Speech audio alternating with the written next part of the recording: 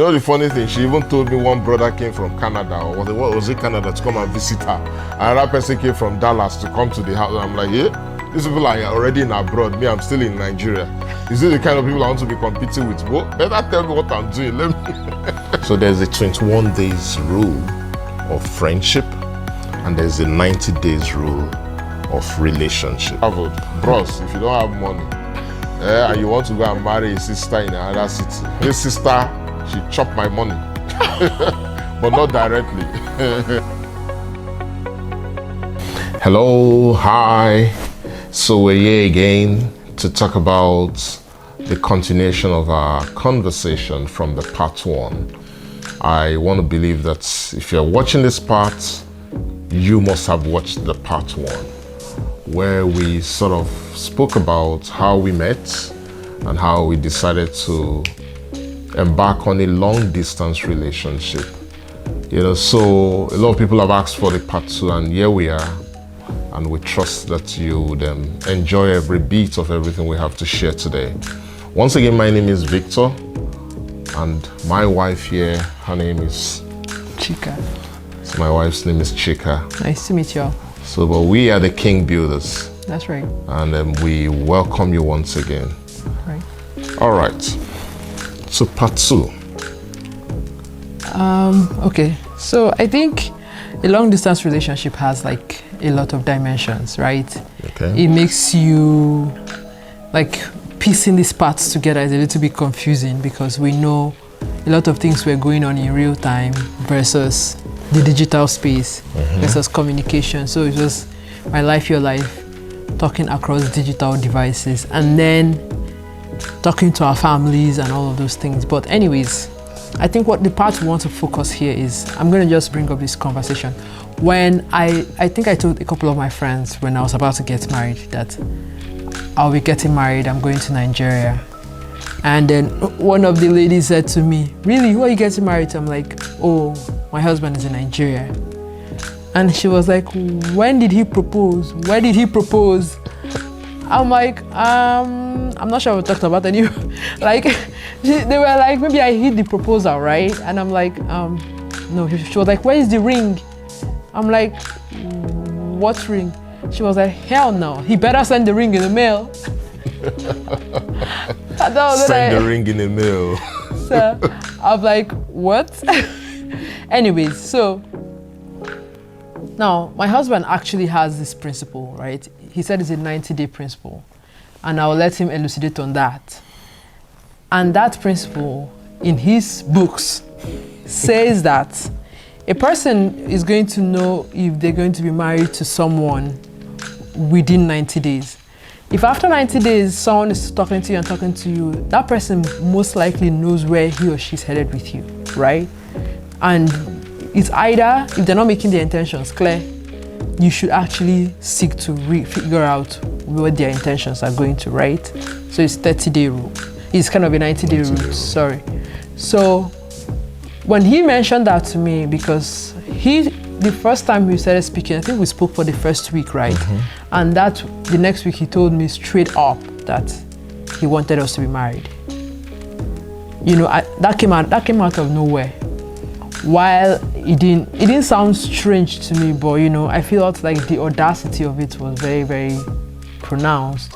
But then I liked the fact that this is a man who knows what he wants, knows how to achieve it, possibly, and is not afraid of what it's going to cost to get to it. So I'm going to allow him to explain this 90-day rule at least for a minute or at least or two. And then make sure you watch this video to the very end, right? So that you can get all of the nuggets that are going to come out from the video. So over to you. All right. So it's actually, there are 2 dynamics of operation here. So there's a 21 days rule of friendship, and there's a 90 days rule of relationship. Okay. So if in 21 days, talking with you doesn't make sense to me, I'll friend zone you.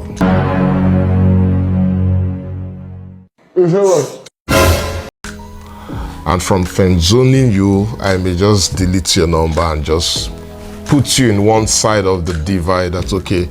This is, to me, life is so precious. The brevity of life cannot be overemphasized. Right. And you cannot afford to.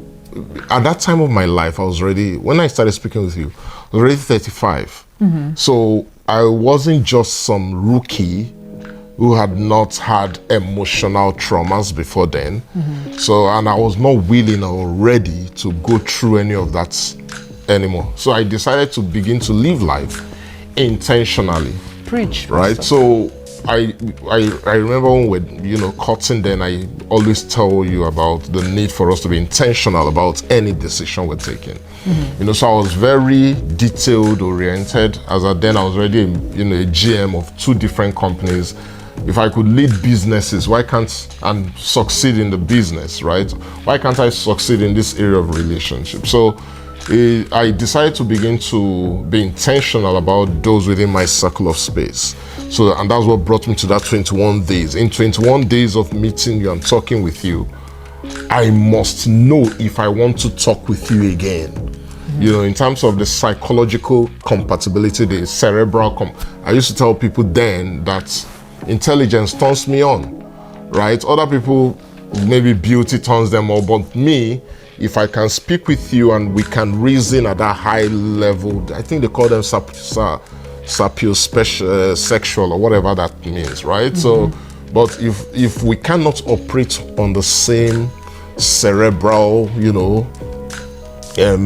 space, in terms of the frame of reference, there's no connection, then I don't need to progress that conversation or even that friendship with you, right? And after 21 days of talking with you, and I say, okay, fine, then I begin to look at the blueprints. I had a blueprint. You must meet some certain, dynamics. That's just the truth. People say, oh, because I had a very high, what's that word? Expectation. No, standard. So they said I had a very high standard. My friends, they always say, oh, there's a particular kind of woman I must look at. And I'm like, okay, I don't understand. I never knew you guys were observant. Even when we got married, Chinedu, one of our friends, was like, Victor, I know this is the kind of girl you must marry. After the 21 days, then there's this 90-day policy for me. If in 90 days of talking with you and I find you attractive, I find you spiritually compatible, I find you, cerebral, we're compatible in terms of our discussion, our deep, reasoning together. And if in 90 days we are not heading anywhere, there is no need to move ahead. For me then, in 90 days, I must know what I'm doing, right? So, and that's actually why I had to pitch that to you. And then tell me, when I told you, I'm not going to talk to you again until you know what you're doing with me. So when you're ready, give me your feedback. So tell me what happened then. Well, that conversation actually happened. It happened because, so we were going back and forth, right? And he was like, I think at some point we, again, remember that there's a whole lot of conversation. Each word we're bringing out here is days and hours, man hours being spent in conversing, right? So things are slipping through the cracks. So if you have questions about any particular thing, put it in the comments. So now we were talking, and he was approaching his 90 days, right? And I mean, he told me about the rule, but I mean, who is counting? Because the rule is not mine. And then he woke up one day and we had a misunderstanding, I think. No, there was no misunderstanding. Well, not like a misunderstanding. I did not want to spend time too much. Yes. Because I was investing my emotions into this. I was investing my time. Yes. I was investing so much, Yeah. So, and this is a lady who was not around. She was far away. And I had a lot of wonderful people around me. And I'm like, oh, I don't want to be pouring water in a basket. Right. The funny thing, she even told me one brother came from Canada, or what was it, Canada, to come and visit her. Another person came from Dallas to come to the house. And I'm like, yeah, these people are already in abroad. Me, I'm still in Nigeria. Is it the kind of people I want to be competing with? Well, better tell me what I'm doing. Let me. Voila. Wahala, I'll be like, waiting. Now, okay. So, well, he told me that, right? So actually, I think, through this process, right, this is about 3 months now. This is 90 days. Now, remember that there's a whole lot of barriers. There's like, when you even think about trying to cut someone, or the imagination of trying to cut someone that is not within physical location of you, it brings another level. And we're having this conversation because a lot of people now are relocating out of Nigeria. So this is beginning to be a common principle. There's a lot of dynamics that is going into it now, right? People are saying, oh, should I break every relationship I have back home in Nigeria when I move? Do I want to breach those type of relationships? Anyway, he asked me to pray and make a decision. To be honest, I've been praying about it, and part of my concern as a woman and as a female was, how is this going to work? That was just my concern. I didn't have any doubt about him. The question is, how is this going to work? How shall these things be? Right? There was just a whole lot. The barriers were just large. There's him in Nigeria. He wants to start a family. He wants to have a family like since yesterday. Right? There's me in the US. Mind you, I'm a Nigerian trained physician.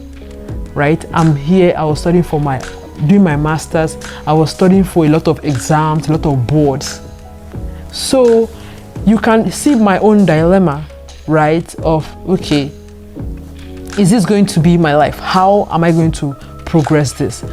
Is he going to come to the US if we get married? Am I the one going to go back to Nigeria? Right? Each side sounded very selfish. Okay, and if you want a video about that whole process, about making that choice, because that choice, as in that video is going to come out. So just subscribe, right? Now, but these are the conversations that are going through my head. Now I'm asking myself, how am I going to tell my parents that I just left Nigeria and I came out to the US and I'm potentially talking to a man who is back home in Nigeria? It's just a whole array of things. And mind you, he wasn't the only one talking to me from Nigeria. So, like I said in my last video, I kept my options open. So the question is, what are the possibilities I have around me here? Right? So that 3-day ultimatum he gave was a very strong ultimatum. No, I did not give you 3 days. I said, when you're ready, let me know. And she couldn't last 3 days. Okay, yeah, well. He said, Tell them what you told me. When I'm ready. Right, okay, fine. Well, I actually took out some time to pray because, again, I was studying top-notch for my exams. I took out some time to pray. I took out some time to reflect. I took out some time to now begin to ask God what he means by faith, okay? I've had faith in my life for a lot of things. But the Bible says that faith is the substance of things hoped for and is the evidence of things not seen. So personally, I asked myself and I asked God, should I go on this faith walk? Right? I read all the passages, the story of Rebecca. I read them not just physically, but played them in my mind's eye.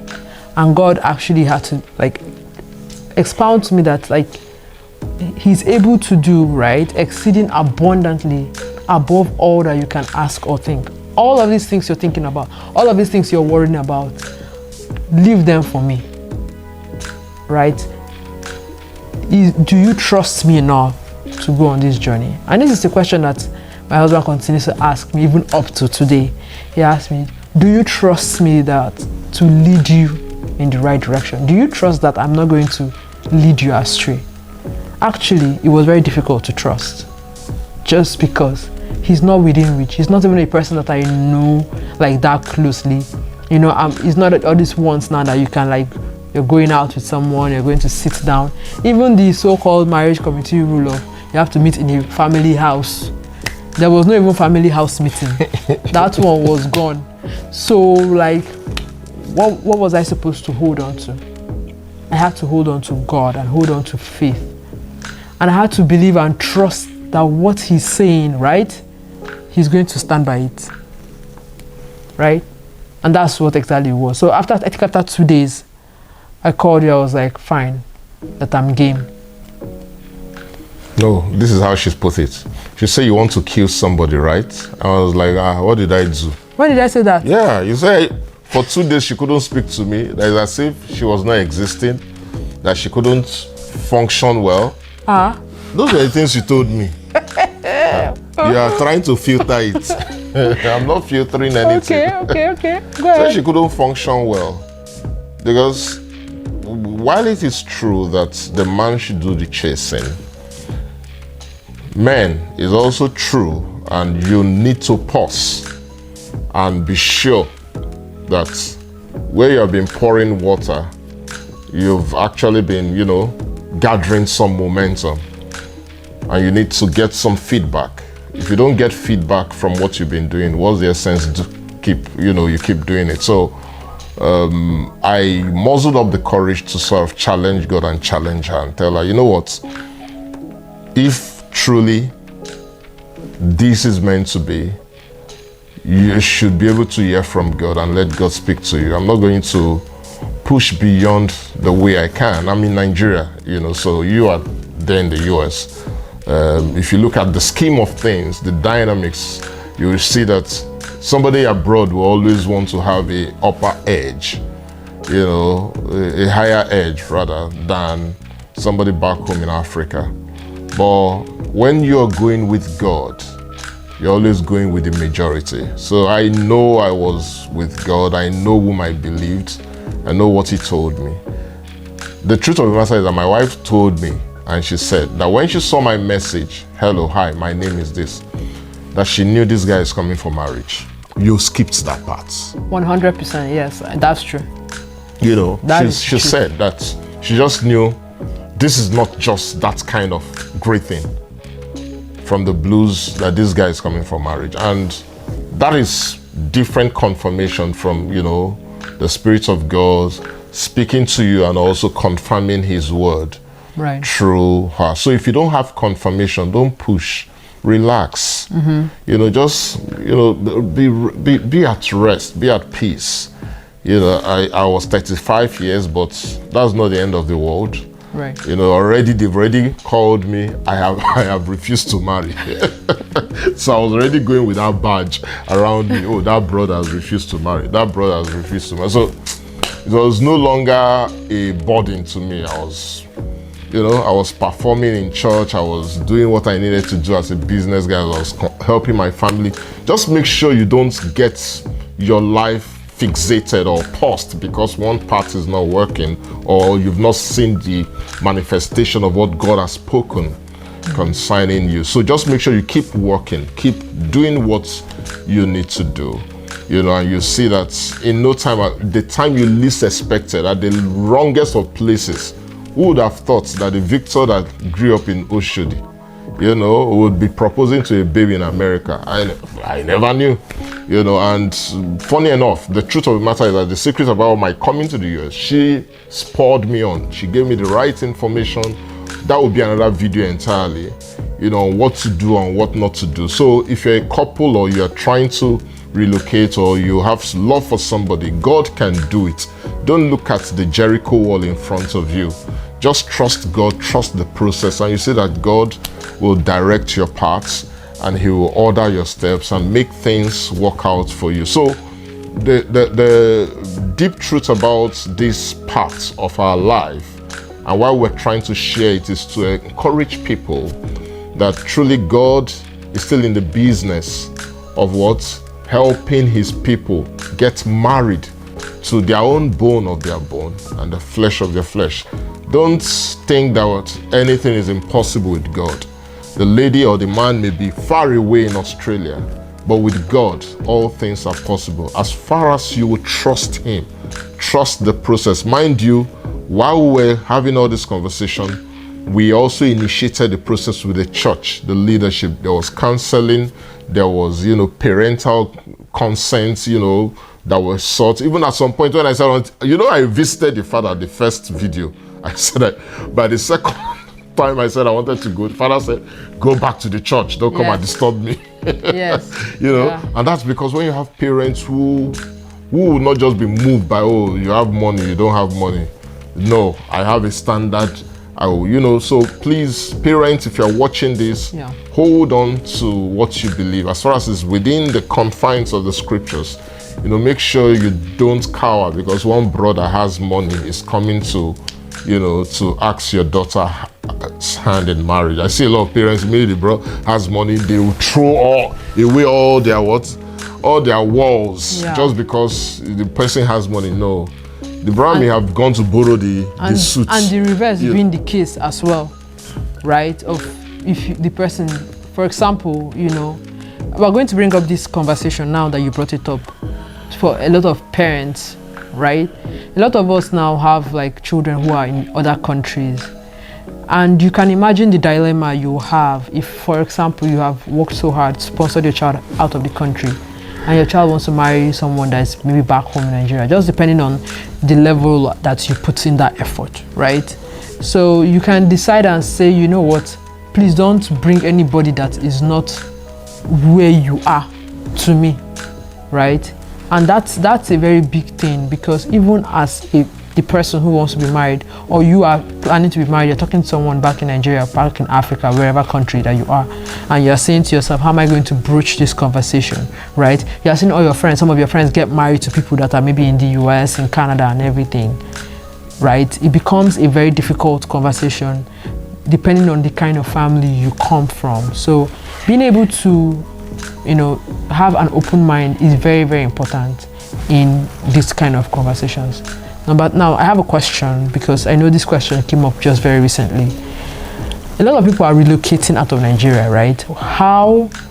What is recommendation? I know there's no right or wrong answer, but do you need to have a relationship as you are living in Nigeria, especially if you're of marriageable age?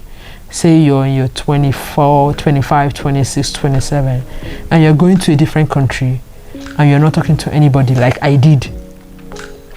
Right, I close shop. So the truth of the matter is, what I tell people, and me, I learned this the hard way. Always make sure God orders your steps. And at every time, for every decision you take, make sure God is involved. I don't know how you find God, but I know how I find God in every decision I make. I learned it the hard way, but since I discovered how God leads me, I try as much as I can. It may not even make sense to always stay with God. I'd rather play the fool with God than to outsmart God, right? So if you know you're of a marriageable age, and if somebody is talking to you or nobody is talking to you, all I'm just going to say to you is make sure God is talking to you. Nobody may be talking to you. Don't mean that when you get to the United States or whichever country you want to come to, that you will not find somebody who has been praying for somebody like you to come. Right. We've had scenarios like that. We have a brother, his sister just landed and that was just it. Yeah. And we also have sisters here who are praying for brothers to come. So we have many sisters who are single, that's just the truth. And they are longing for people to come. So you may be the prayer answer for somebody. Yeah. You may be the answer to prayer to a particular bro or a particular sister. So just make sure God is leading you. Number two, if you have a relationship back home, also know that God is able to do exceedingly abundantly above all you ask or think. That's right. According to his power that worketh in you. So if God is the one in charge, he will always make a way. We've had people who had relationships back home. Our case is one. I was in Nigeria, my wife was here. She was here. Like, we were not even talking when she was in Nigeria, to tell you how difficult it was for the both of us, right? But yet we were able to trust God and trust the process, and here we are together.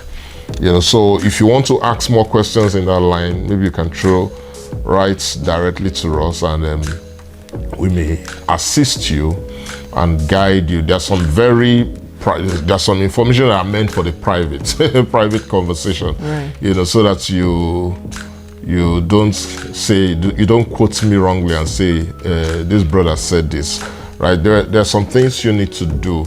There's some things you need to, you need to be able to understand how God leads you. So I'm not going to say, okay, this is the way, this is not the way. Rather, let God be the one to guide you. Let him be the one to direct you, and then God, who knows how to make a way where there seems to be no way, will surely make a way for you in Jesus' name.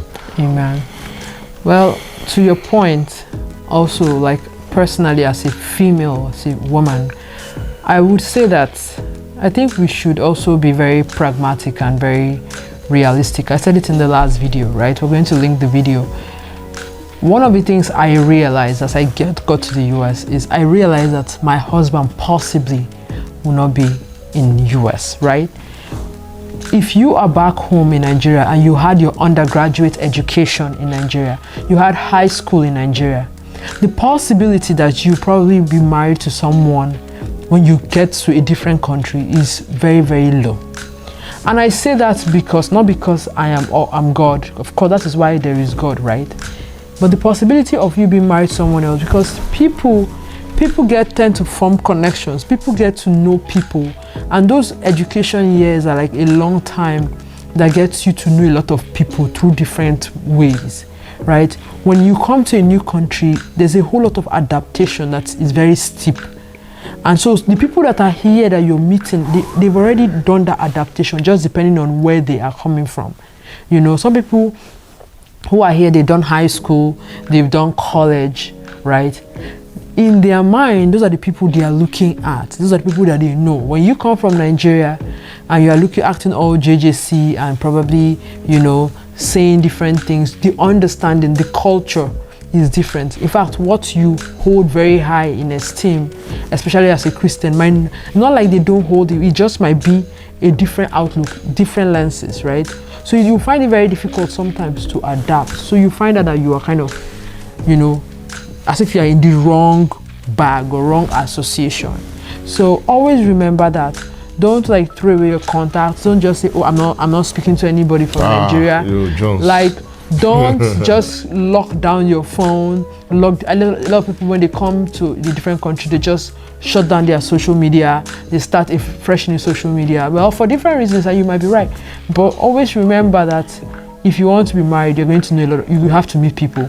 And that is why dating apps are almost on the rise, and they're like the thing now, because nobody wants to come out and meet people. Nobody wants to give an open mind. But yeah, people want to be married. So people now rely on apps and everything to get to meet people. Okay, so for Christians, yeah, because I want to believe the majority of those who will be looking at our content are Christians, we trust God, to always lead us right, our rights. But I would say you should cast all your cares upon him, for he careth for you. Right. God cares for you. And the Bible says you should trust in the Lord with all thine heart and lean not on your own understanding. In all thy ways, including marriage, acknowledge him, and God will direct your paths. I like to stay where the Bible says, because God is sovereign, he knows it all. And because he created you for his glory, he will not put you to shame. Right. I am very much confident that God is still in the business of making marriages made in heaven. Right. And yours can be that marriage made in heaven. So don't look at the circumstances around you or the challenges, the seeming challenges. I just want you to know that as far as God is in it, no matter how long it takes, he's going to make it happen. All you need to do is just rest, rely on him, engage him in prayers, and, trust him that he is the one leading you. And you'll see that truly he will bring it to pass. So if you're moving out of your present country to another place and you're already afraid, oh, how am I going to find relationship? I know of some people who refuse to jackpot because of a man or because of a woman, right? That's fine. You know, if your faith does not carry you, please stay back and marry. To be married is more important too, especially if he's the right guy. I used to tell my wife this, and I still tell her that the earth is the Lord's, and the fullness thereof, the world and they that dwell therein. So no matter where you are, God can bless you. You don't need to jackpot to be blessed. So while it is true that the African economy is just going down the drain because of poor leadership and poor decision making economic-wise, and that's why a lot of people are leaving, a lot of brain drain, leaving the African space into the Western space. So a good number of us have left. Not that we are not thinking about home, but if you're single and you want to move, if you need to move, please move. As my wife has said, keep your contacts open. Don't be too rigid. Don't think, oh, those back home are non-entities, they are dirty or they are riffraffs. No, you'll be shocked that you'll get the best of men, best of women back home. But make sure you work with your church leadership as well if you are one of those who are Christians, because in the multitude of counselors there is safety, right? So when we're to get married, which should be maybe our third video about our whole engagement process, how the 3 major cities. My wife was born in Abuja. Her parents live in Abuja. She lived in Abuja all her life before she moved to the US.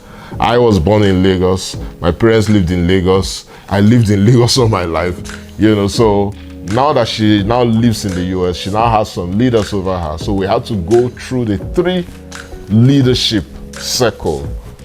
Lagos initiated it, sent it to Abuja. Abuja sent it. Lagos sent to US. Lagos sent to US.